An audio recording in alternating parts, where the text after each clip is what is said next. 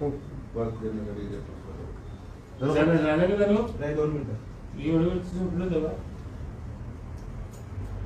चला करा.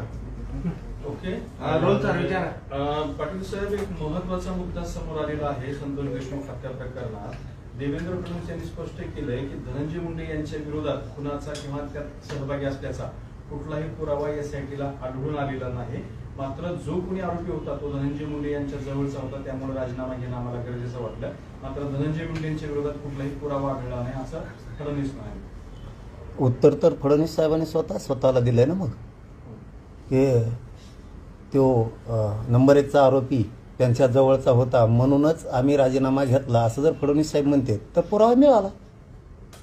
फडणवीस साहेबांना त्यांच्याच प्रश्नात त्यांच्याच उत्तरात त्यांनाच उत्तर मिळालेलं आहे की ते म्हणतात त्यांच्या जवळचा होता 1 नंबरच्या आरोपीच्या, म्हणून त्यांचा राजीनामा घेतला. याचा अर्थ असा होतो 1 नंबरचा आरोपी ह्यो धनंजय मुंडेचं कार्यालयाचा सगळा कारभार तो स्वतः बघत होता. क्रमांक 1, चौकशी करा. हो, कार्यालयाचं काम 1 नंबरचा आरोपी धनंजय मुंडेचा बघत होता का नाही. दुसरं, प्रत्येक व्यवसायात तो पार्टनर आहे का नाही, तर याचं उत्तर आहे. मग आणखीन 6 आरोपी होण्यासाठी काय पुरावे पाहिजे. तिसरं असं की आरोपींनी ज्यावेळेस खून केला आणि खंडणी मागितली त्या 2-3 दिवसाच्या काळात आरोपींनी धनंजय मुंडेला फोन केलेले, हे सुद्धा पुरावा आहे. पळून जायला गेलेला आरोपीने सुद्धा त्याला, जो पळून गेलेला आरोपी फरार होता त्याने सुद्धा त्याला कॉल केलेले.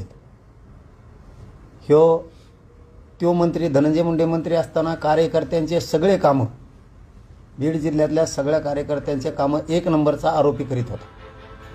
5वं की ती आवादा कंपनी कोणची आहे त्यांची आणि यांची, हे खरं आहे की त्यांच्या त्या सरकारी बंगल्यावर धनंजय मुंड्याच्या बैठक झाली होती, हे खरं आहे, हे खोटं नाही.